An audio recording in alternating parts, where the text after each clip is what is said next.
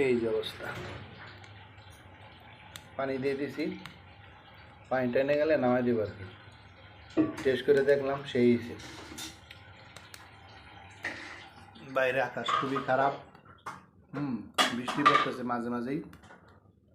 এর মধ্যে মাংস রান্না হচ্ছে। খড়ির চুলার রান্না নাকি মজা হয়, এটা সিক্রেট হইল কি,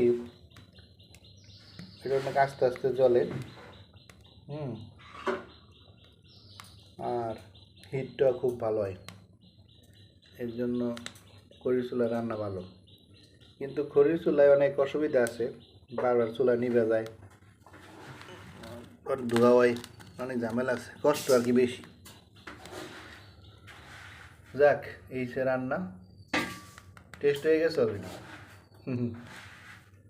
ভালো থাকবেন।